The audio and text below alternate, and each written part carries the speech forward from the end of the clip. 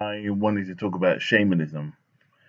I've not written down any points that I wanted to address, but I just want to just free flow and allow spirit to just let them say what they need to say. So I would like to start on the point about being a shaman and what a shaman is. Um, if you've done your research into any idea about shamanism, shamans come in all shapes and forms in any kind of society or any kind of belief system. Um, yeah, like Native Americans would or Apache Indians would have a elder who is attuned to spirit, and he will be like the medicine man, and he will um, be the one people are drawn to or guided to for support and understanding about anything spiritual, or if they have a question about their own dreams or belief. You also got African tribes in Africa who have witch doctors who work on the level of using dolls and incense and to the degree sometimes blood to normally it will be chicken's blood or animal blood to make their spells work. Then you've got the witches. Witches are kind of in paganism. They're kind of like shamans. They use the elements.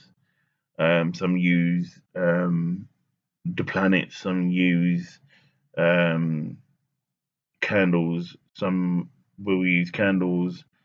The elements, which is fire, water, earth, and wind. You've got the planets, um, which is like astrology. Then you've got the earth. The earth would be, like you've got plants, and they will use the plants to make their spells work. Some will use fire, burn the spell they want to use.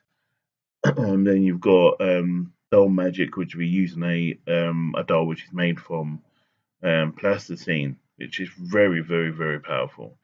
And it could be about a spell you could be working on yourself or working on an individual person.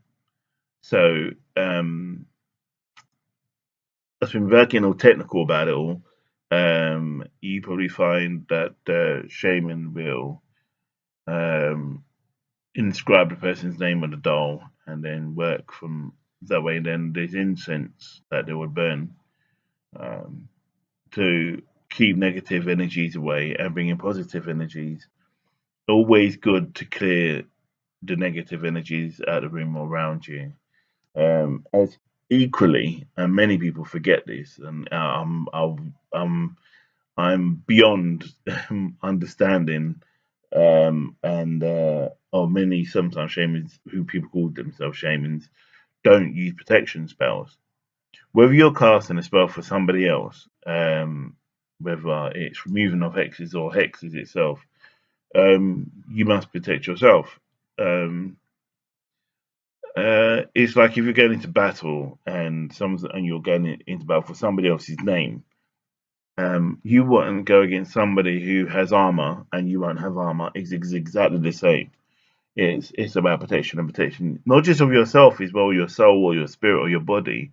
It's protection of your family and your friends. Because um, back in the past, when I used to do, now I do it now.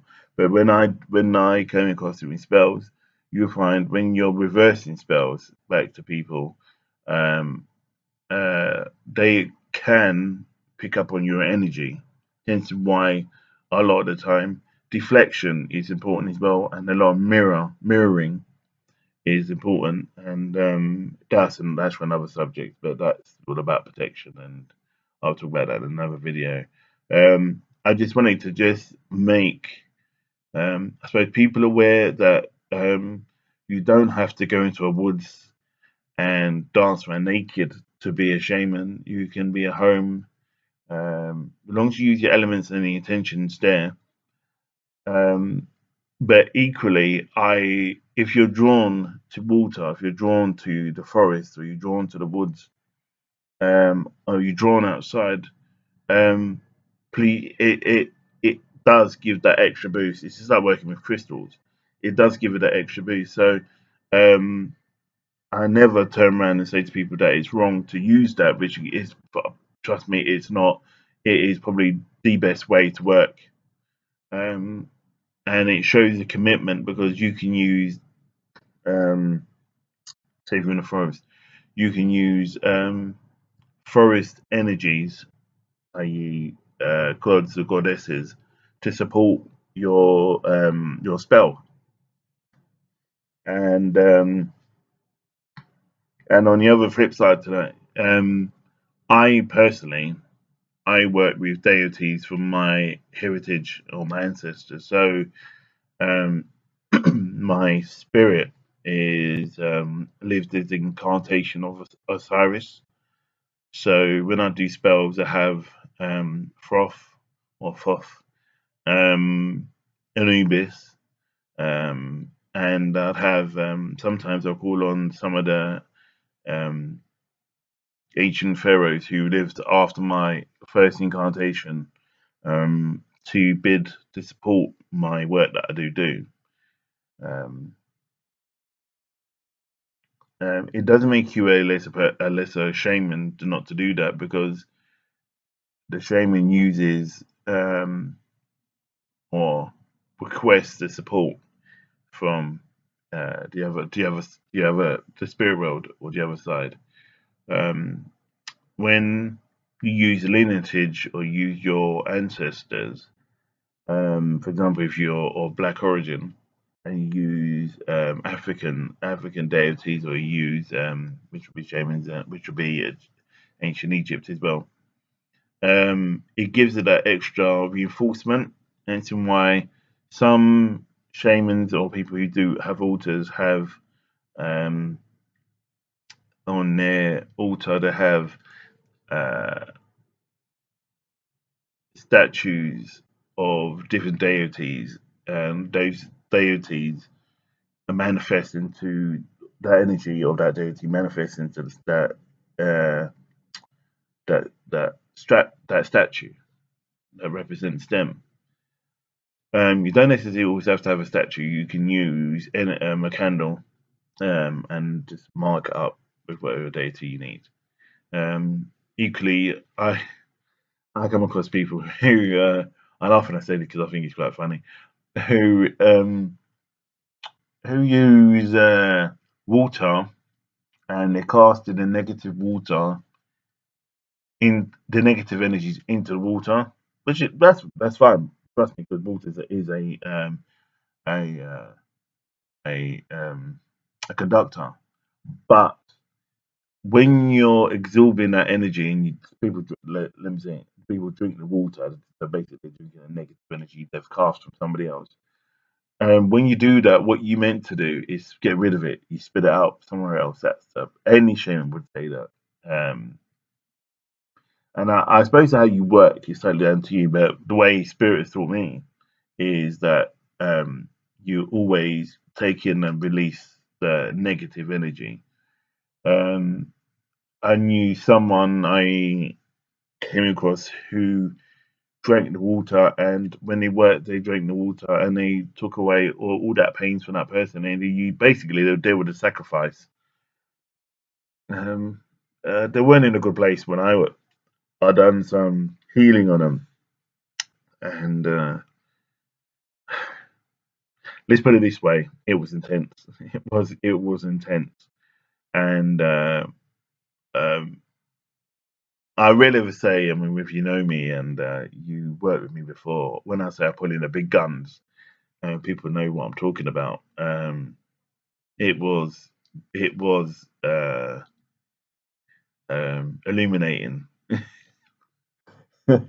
It was very illuminating.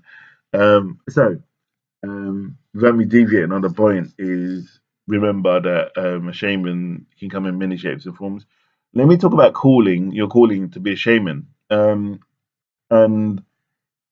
you can go. I mean, by all means, you can go to a school and be taught to be a shaman.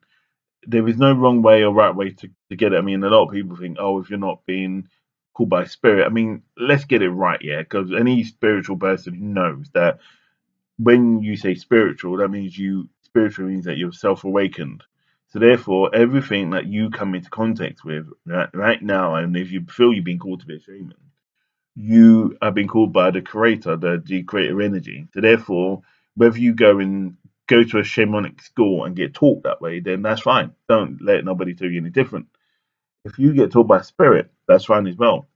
If you decide to read books and do spells and stuff like that, and you're ritual based, that's fine. There is no wrong or right about what you do. You know what? This is a personal thing.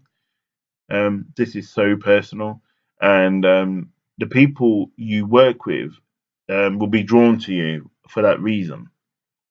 Um, it's just like in counseling, you got people who do psychodynamic, people who do personal centered, people who do gestalt. Um, None of the theories are wrong, but when you're working with people, they'll be drawn to your style and they'll be drawn to you because it's all built on trust. The same with being a shaman, it's all built on trust. Whether you've been taught in a school and you want to reveal that, that's only down to you. But a lot of people will just go by how they feel about you or go upon who you've worked with before. My thing to any shaman or anybody who's coming into this who has been awakened and feel that they've been drawn to shame to be a shaman, by all means, drop me a message and leave your comments and let me know. Um, is to be true to yourself. Be true to yourself. Everyone goes to me, what's the greatest gift a shaman should live by? What's the greatest rule a shaman to live by? Apart from don't harm others, obviously, is being true to you. Be true to your craft because it is a craft. It is about a representation of you. Don't let people around you or people who you meet disrupt your flow. Yeah, because you've been called. Period.